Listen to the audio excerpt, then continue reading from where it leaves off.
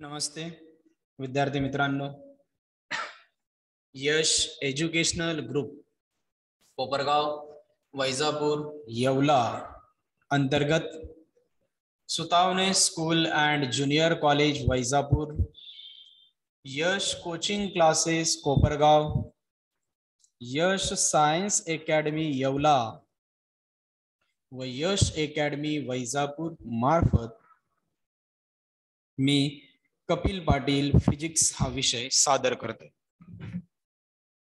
या व्हिडिओमध्ये आपण मेकॅनिकल प्रॉपर्टी ऑफ फ्लुइड या चॅप्टर बद्दल डिस्कस करू। या आधीच्या व्हिडिओमध्ये आपण डिस्कस केलं होतं फ्लुइड कशाला म्हणाल तर any substance that can flow is called, काय म्हटलं होतं आपण, फ्लुइड। त्यानंतर आपण डिस्कस केलं होतं दॅट इज प्रेशर कशाला म्हणू आपण तर force per unit area is called, काय म्हणता येईल, प्रेशर म्हणू आपण। या प्रेशरच्या नंतर आपण पुढचा पार्ट कंटिन्यू केला होता, काही basic definition, that is intermolecular force of attraction. मग इंटरमॉलिक्युलर फोर्स ऑफ अट्रॅक्शन कशाला म्हणू आपण तर attraction between two molecule of the substance. तर दोन मॉलिक्यूल सबस्टन्सच्या दोन मॉलिक्यूल मध्ये असणारे जे अट्रॅक्शन आहे यालाच काय म्हणू आपण, इंटरमॉलिक्युलर फोर्स ऑफ अट्रॅक्शन। मग आयदर ते सेम सबस्टन्स असो किंवा डिफरंट सबस्टन्स। यानंतर यातला आपण पुढचा पार्ट कंटिन्यू केला होता ते होतं कोहेशन। मग कोहेशन कशाला म्हणाल तर attraction between two molecule of same substance. एकाच सबस्टन्सच्या दोन मॉलिक्यूल मध्ये असणारं जे अट्रॅक्शन आहे या अट्रॅक्शनलाच काय म्हणू आपण, कोहेशन म्हणता येईल।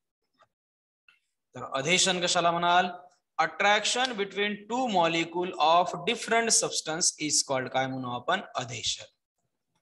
तर दोन डिफरंट सबस्टन्सच्या मॉलिक्यूल मध्ये जे अट्रॅक्शन आहे यालाच काय म्हणू आपण, अधेशन। नेक्स्ट आहे कोहेसिव्ह फोर्स। मग कोहेसिव्ह फोर्स कशाला म्हणू आपण, the force of attraction between two molecule of same substance. तर एकाच सबस्टन्सच्या दोन मॉलिक्यूल मध्ये असणारं जे अट्रॅक्शन आहे या अट्रॅक्शनलाच काय म्हणू आपण, कोहेसिव्ह फोर्स म्हणता येईल। तर अधेसिव्ह फोर्स कशाला म्हणू आपण, the force of attraction between two molecule of the different substance is called, काय म्हणू आपण, adhesive force। या adhesive force नंतर यातला जो पुढचा पार्ट आहे तर तो आहे range of molecular attraction. Range of molecular attraction कशाला म्हणाल, the maximum distance up to which intermolecular force is effective, म्हणजे जास्तीत जास्त अंतर की ज्या अंतरापर्यंत दोन मॉलिक्यूल मध्ये असणारा intermolecular force of attraction possible आहे यालाच काय म्हणू आपण, रेंज ऑफ मॉलिक्युलर अट्रॅक्शन। आता आपण याच्यातला पुढचा पार्ट कंटिन्यू करू, that is sphere of influence.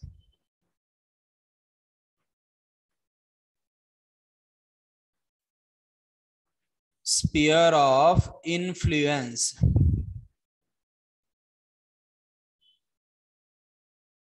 मग स्पियर ऑफ इन्फ्लुएन्स नेमका आहे तरी काय ते लक्षात घ्या। अन इमॅजिनरी स्पियर, कन्सिडर करा की तुम्ही इथे एखादा मॉलिक्यूल घेतलाय, तर या मॉलिक्यूलला आपण सेंटर कन्सिडर केलं आणि या मॉलिक्यूल पासून रेंज ऑफ मॉलिक्युलर अट्रॅक्शन है ना इतक्या डिस्टन्स वरती आपण है ना, तर जेवढे काही पॉइंट्स आहे या सगळ्या पॉइंटचा जर तुम्ही एक लोकस जरी घेतला किंवा कलेक्शन जरी केलं तर तुम्हाला असा एक इमॅजिनरी स्पियर तयार झालेला दिसून येईल आणि यालाच काय म्हणू आपण, तर स्पियर ऑफ इन्फ्लुएन्स म्हणते। बघा स्पियर ऑफ इन्फ्लुएन्स नेमका आहे तरी काय, तर मी काय केलं की एक मॉलिक्यूल घेतला, या मॉलिक्यूलला आपण सेंटर कन्सिडर केलं आणि यापासून रेंज ऑफ मॉलिक्युलर अट्रॅक्शन इतका आपण रेडियस घेतली आणि एक इमॅजिनरी स्पियर ड्रॉन केला आणि या इमॅजिनरी स्पियरलाच काय म्हणू आपण, स्पियर ऑफ इन्फ्लुएन्स म्हणता येईल। तर बघा स्पियर ऑफ इन्फ्लुएन्स कशाला म्हणाल, an imaginary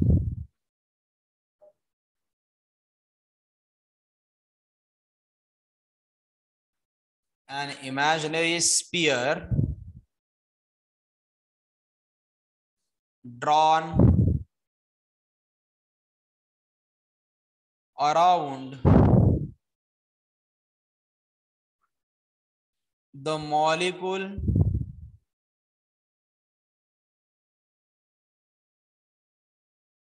as a center and radius equal to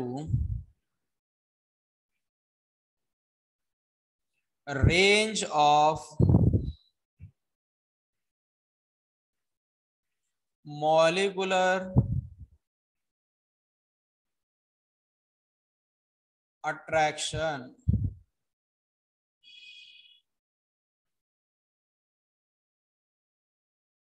is called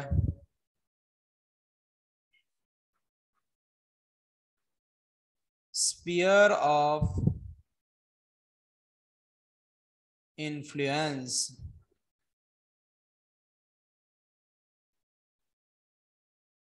Is called sphere of influence. बघा आपण डिस्कस करतोय that is sphere of influence. मग स्पियर ऑफ इन्फ्लुएन्स नेमका कशाला म्हणाल तर an imaginary sphere drawn around a molecule. एक imaginary sphere draw केला कुणाच्या अराउंड तर मॉलिक्यूलच्या अराउंड है ना. जो मॉलिक्यूल काय म्हणून ऍक्ट होतो ऍज अ सेंटर म्हणून ऍक्ट होईल आणि त्याची रेडियस इज इक्वल टू काय घेऊ आपण रेंज ऑफ मॉलिक्युलर अट्रॅक्शन आणि त्यालाच काय म्हणू आपण स्पियर ऑफ इन्फ्लुएन्स म्हणता येईल. स्पियर ऑफ इन्फ्लुएन्स नेमकं कशाला म्हणाल an imaginary sphere drawn around a molecule as a center and radius equal to range of molecular attraction आणि त्यालाच काय म्हणू आपण स्पियर ऑफ इन्फ्लुएन्स म्हणता येईल. इतकं लक्षात येत आहे बघा. स्पियर ऑफ इन्फ्लुएन्स कशाला म्हणाल an imaginary sphere. एक आपण इमॅजिनरी स्पियर काढला कुठं तर एका मॉलिक्यूलच्या अराउंड आणि त्या मॉलिक्यूलला काय कन्सिडर केलाय आपण सेंटर कन्सिडर केलाय आणि रेडियस इज इक्वल टू काय घेतलाय आपण रेंज ऑफ मॉलिक्युलर अट्रॅक्शन यालाच काय म्हणू आपण स्पियर ऑफ इन्फ्लुएन्स. त्यानंतर याच्यातला पुढचा जो पार्ट आहे तर तो आहे सरफेस फिल्म.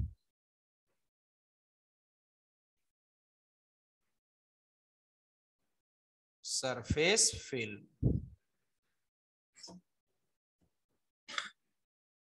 तर बघा सरफेस फिल्म कशाला म्हणू आपण तर the layer of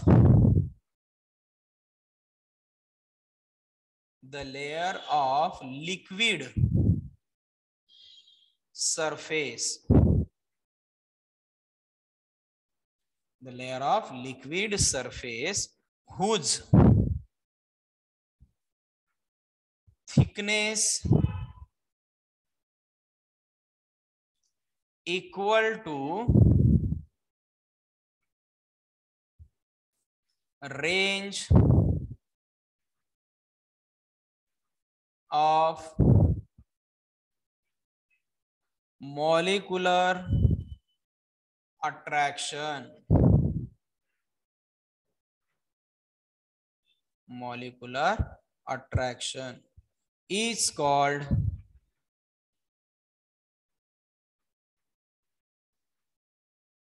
surface film. Is called surface film. बघा आपण डिस्कस करतोय दॅट इज नेक्स्ट पार्ट आणि तो म्हणजे सरफेस फिल्म. मग सरफेस फिल्म कशाला म्हणाल तर an imaginary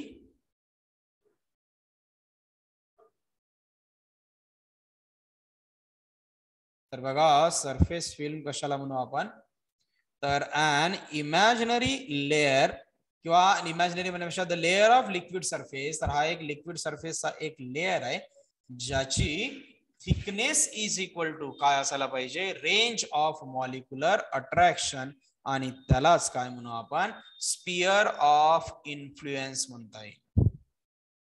बघा स्पियर ऑफ इन्फ्लुएन्स नेमकं कशाला म्हणाल an imaginary sphere drawn around a आणि एक इमॅजिनरी स्पियर काढला आपण आणि ड्रॉन अराउंड अ कुणाच्या सभोवताली काढलाय तर सॉरी इमॅजिनरी स्पियर म्हणण्यापेक्षा आणि सरफेस फिल्म नेमका काहीतरी काय हा एक लिक्विडचा सरफेस आहे ज्याची थिकनेस इज इक्वल टू काय असेल तर रेंज ऑफ मॉलिक्युलर अट्रॅक्शन आणि त्यालाच काय म्हणू आपण सरफेस फिल्म म्हणता येईल. बघा आपण सुरुवात केली इंटरमॉलिक्युलर फोर्स ऑफ अट्रॅक्शन पासून. या इंटरमॉलिक्युलर फोर्स ऑफ अट्रॅक्शन मध्ये आपण डिस्कस केलं कोहेशन, अधेशन, कोहेसिव्ह फोर्स अधेसिव्ह फोर्स आणि त्यानंतर घेतला आपण रेंज ऑफ मॉलिक्युलर अट्रॅक्शन. त्यानंतर आपण डिस्कस केलं स्पियर ऑफ इन्फ्लुएन्स आणि आता आपण घेतोय सरफेस फिल्म. मग सरफेस फिल्म कशाला म्हणाल तर लेअर ऑफ लिक्विड सरफेस. तर हा लिक्विडचा एक लेअर आहे ज्याची thickness is equal to range of molecular attraction. ज्याची थिकनेस इज इक्वल टू काय रेंज ऑफ मॉलिक्युलर अट्रॅक्शन आणि त्यालाच काय म्हणू आपण सरफेस फिल्म म्हणतो.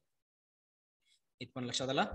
तर यानंतर आपण याच्यातला पुढचा पार्ट कंटिन्यू करू दॅट इज सरफेस टेन्शन.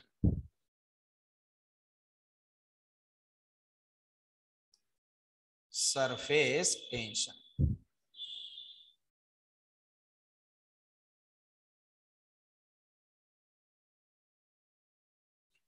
तर बघा सरफेस टेन्शन कशाला म्हणू आपण the force per unit length. एक जनरली जरी लिहायचं जरी झालं तर सरफेस टेन्शनची डेफिनेशन काय होईल तर force per unit length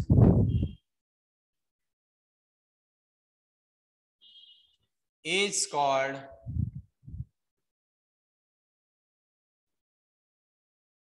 surface tension. बघा सरफेस टेन्शन कशाला म्हणू आपण तर force per unit length is called काय म्हणू आपण सरफेस टेन्शन म्हणता येईल. सरफेस टेन्शन हे कॅपिटल टी ने डिनोट केलं जातं. It is denoted by capital T. बघा आपण डिस्कस करतोय सरफेस टेन्शन. मग सरफेस टेन्शन कशाला म्हणाल तर force per unit length is called काय म्हणू आपण सरफेस टेन्शन म्हणता येईल. बघा सरफेस टेन्शन कशाला म्हणाल the force per unit length is called काय म्हणू आपण सरफेस टेन्शन म्हणता येईल. Surface tension is denoted by capital T. मग याचा बेसिक फॉर्म्युला काय असेल बघा तर सरफेस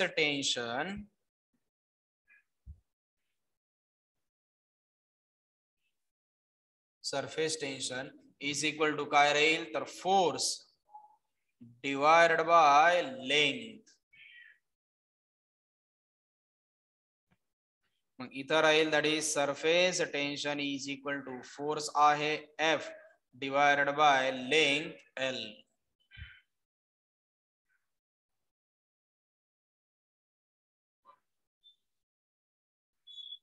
याचं SI युनिट काय राहील तर SI unit of surface tension is equal to काय असेल न्यूटन पर मीटर. याचं CGS युनिट काय राहील तर CGS unit of surface tension is equal to न्यूटनचं होईल डाइन पर सेंटीमीटर आणि dimension of surface tension is equal to काय राहील तर L0 M1 आणि T-2.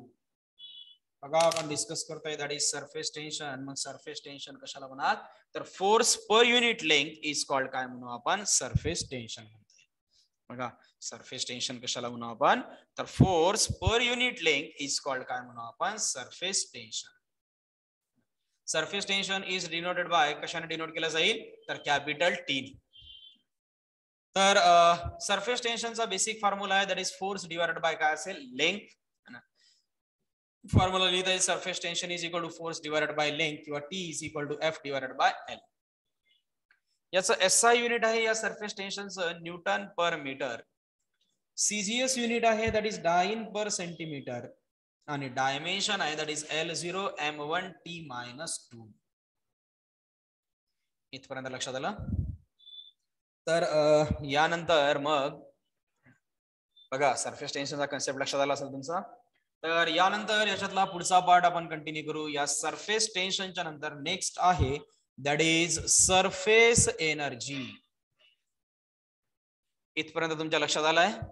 बघा एक घेतलाय आपण sphere of influence. Sphere of influence कशाला म्हणाल an imaginary sphere drawn around a molecule as a centre and radius is equal to काय घेतलंय आपण, रेंज ऑफ मॉलिक्युलर अट्रॅक्शन. त्यानंतर सरफेस फिल्म नेमकं काहीतरी काय की it is a layer of liquid surface ज्याची थिकनेस इज इक्वल टू काय असेल, रेंज ऑफ मॉलिक्युलर अट्रॅक्शन. त्यानंतर घेतलं आपण सरफेस टेन्शन. सरफेस टेन्शन नेमकं काहीतरी काय की force per unit length is called काय म्हटलं आपण, सरफेस टेन्शन.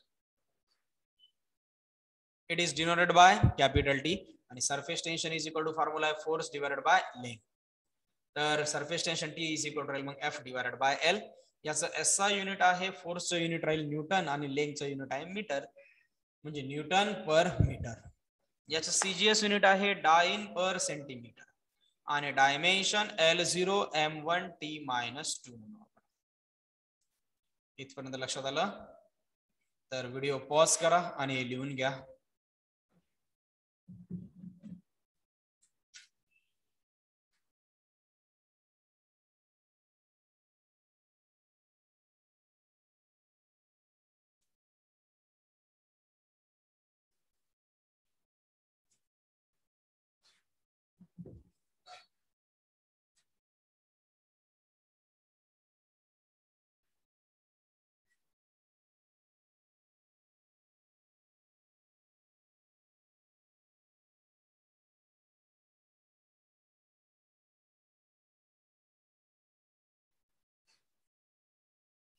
लिहून झालं असेल.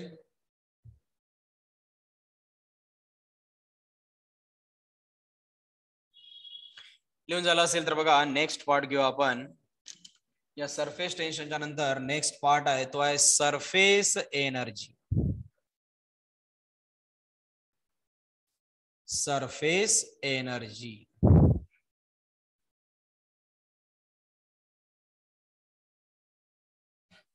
तर बघा सरफेस एनर्जी नेमकं कशाला म्हणाल तर याची डेफिनेशन घेता येईल. Potential energy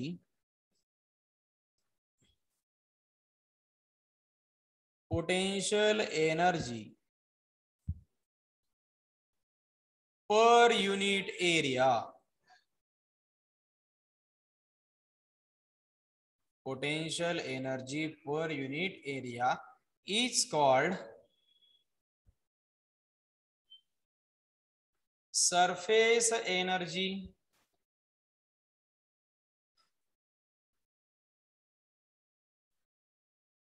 Surface energy per unit area. आपण डिस्कस करतोय दॅट इज नेक्स्ट पार्ट आणि तो आहे दॅट इज सरफेस एनर्जी. मग सरफेस एनर्जी कशाला म्हणाल तर potential energy per unit area is called काय म्हणू आपण, surface energy per unit area. तर याला असं पण लिहिता येईल बघा, surface energy divided by area is equal to काय म्हणता येईल तर potential energy divided by area. म्हणजे बाय डिफॉल्ट पोटेन्शियल एनर्जी म्हणजेच काय आपली सरफेस एनर्जी. बघा आपण डिस्कस करतोय यातला पुढचा पार्ट आणि तो आहे सरफेस एनर्जीचा. मग सरफेस एनर्जी कशाला म्हणाल तर potential energy per unit area is called काय म्हणू आपण, surface energy per unit area. म्हणजे surface energy divided by area is equal to काय लिहिता येईल, potential energy divided by area. इथपर्यंत लक्षात आलं. बघा एरिया एरिया कॅन्सल जरी केला तर सरफेस एनर्जी म्हणजेच काय, potential energy.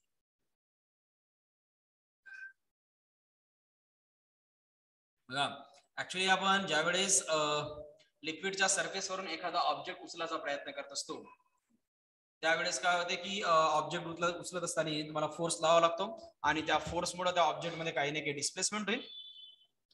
That is force into displacement म्हणजे हेच आहे वर्क आणि हेच वर्क त्या ऑब्जेक्ट मध्ये इन टर्म्स ऑफ पोटेन्शियल एनर्जीच्या फॉर्म मध्ये स्टोअर होते आणि तीच पोटेन्शियल एनर्जी म्हणजेच काय, सरफेस एनर्जी. किंवा असं पण म्हणता येईल potential energy per unit area म्हणजेच काय असेल, surface energy per unit area. यानंतर याच्यातला पुढचा पार्ट म्हणजे बघा एसआय युनिट. मग SI unit of surface energy is equal, मग सरफेस एनर्जीचं एसआय युनिट काय राहील, जूल.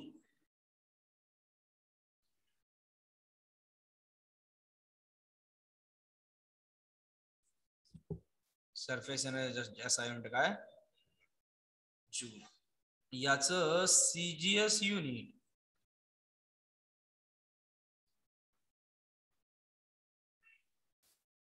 सरफेस एनर्जीचं CGS युनिट काय राहील मग ऑर्ग.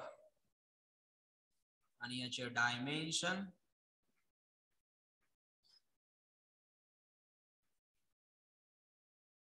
तर या सरफेस एनर्जीचे डायमेन्शन आहे L2 M1 T-2. बघा आपण डिस्कस करतोय दॅट इज सरफेस एनर्जी. मग सरफेस एनर्जी कशाला म्हणाल तर potential energy per unit area is called काय म्हणू आपण surface energy per unit area. म्हणजे म्हणता येईल surface energy divided by area is equal to राहील potential energy divided by area.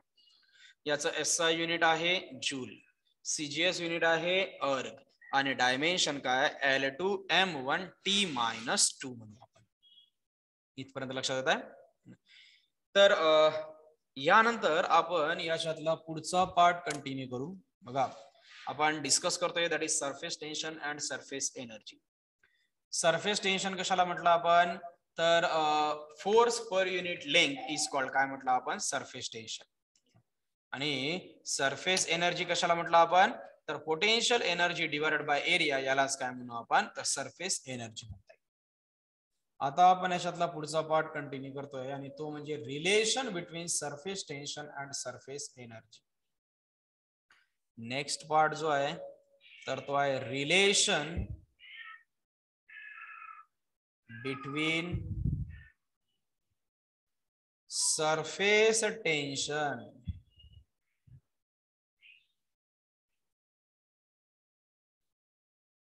and surface energy.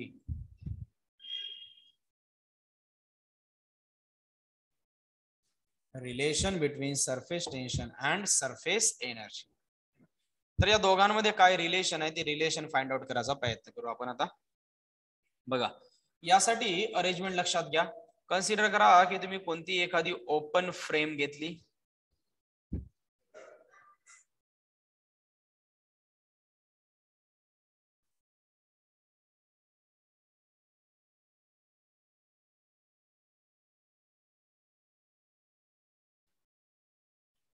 अशा प्रकारे एखादी ओपन फ्रेम घेतली याला आपण नाव देऊ दॅट इज ABCD.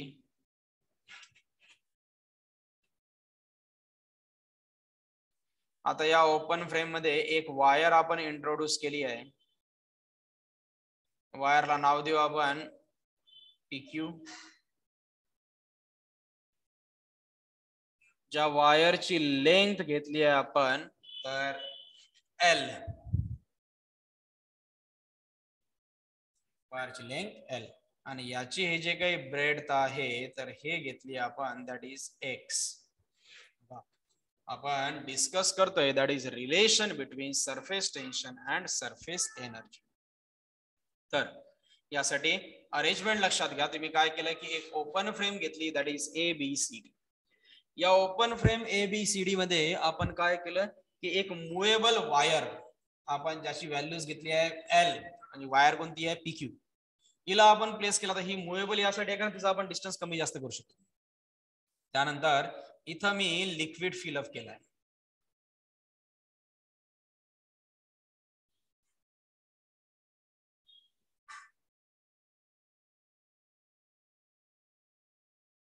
तर बघा आता अरेंजमेंट लक्षात घ्या.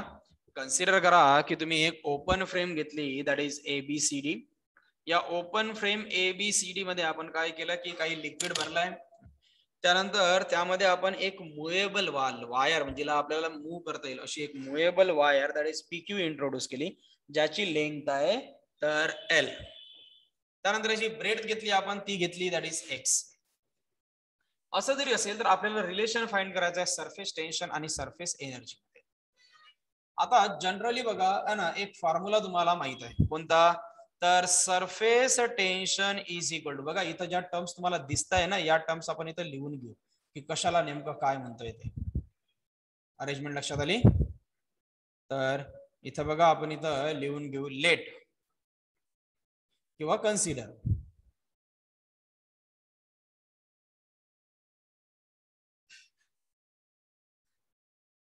Consider an open frame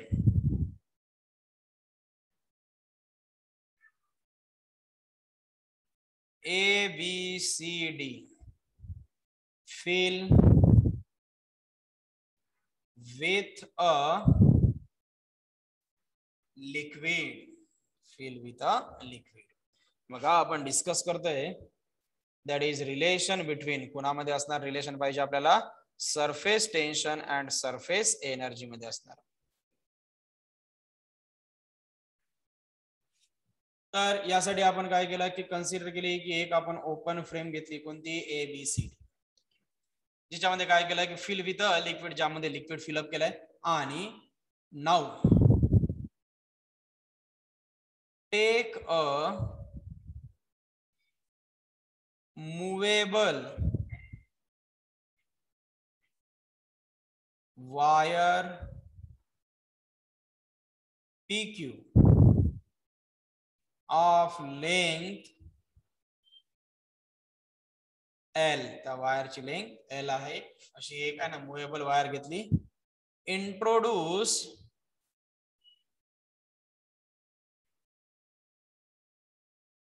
in the liquid.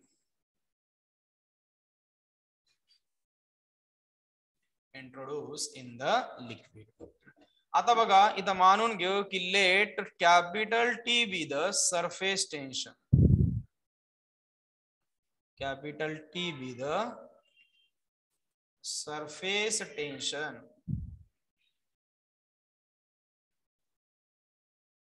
Capital T be the surface tension.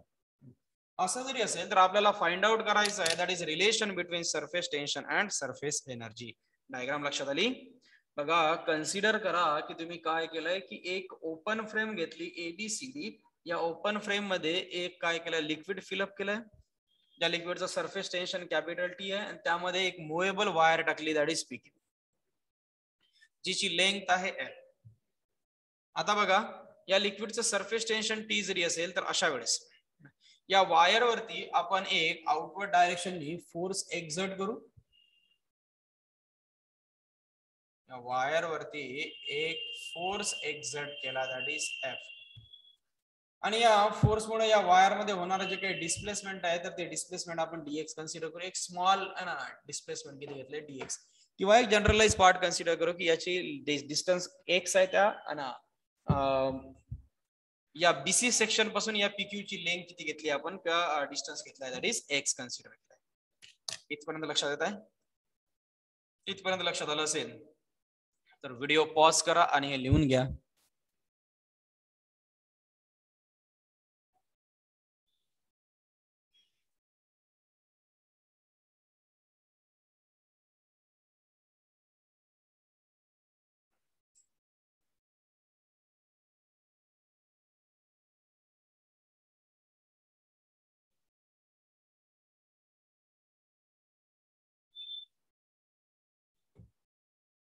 लिहून झालं असेल तर वाचलेला पार्ट मग आपण नेक्स्ट व्हिडिओ मध्ये डिस्कस करू. थँक्यू.